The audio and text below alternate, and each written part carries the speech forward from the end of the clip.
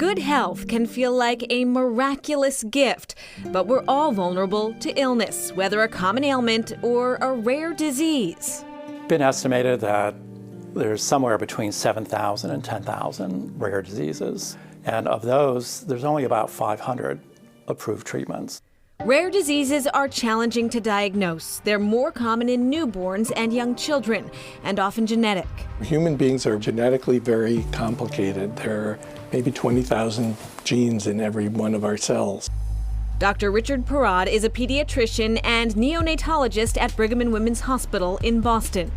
Physicians are always told to listen to the patient. It's hard with a child or a baby because they can't tell you. So it is an art, I think, for the pediatrician to select out and have a red flag go up. In Massachusetts, newborns undergo a mandatory screening for more than 30 diseases. However, the Brigham is the only hospital in the country offering a new screening for Duchenne muscular dystrophy. It was developed in partnership with the nonprofit advocacy group Cure Duchenne. Dr. Parad leads the program. It's a rare disorder in that about 1 in 5,000 to 6,000 males are affected. The muscles deteriorate such that the heart is a muscle, so the heart doesn't function well, and the muscles that control breathing don't function well. The average lifespan is patients live into their 20s. Symptoms of Duchenne appear slowly, says Dr. Parad. Very subtle, maybe slight developmental delays or lags in sitting up, crawling, standing, walking. And so for Duchenne, the diagnosis is actually not made on average until about 5 years of age. The Duchenne screening at the Brigham is optional, free, and performed at the same time as the required screenings. It's not any extra discomfort to the baby. It's just a tiny bit more blood. About 80% of our parents here at Brigham and Women's go for it. This is from school? Or just This is from school, this is home, yeah. Brookline residents Jesse Marshall and Michelle Rangarajan have firsthand experience with Duchenne. Our older son was 1. His language started to really grow, and his fine motor skills started to really grow. And his gross motor skills, like walking and the way he moved, weren't moving as fast as everything else. We didn't know, is he just being an obstinate toddler and refusing, or is this a real difficulty?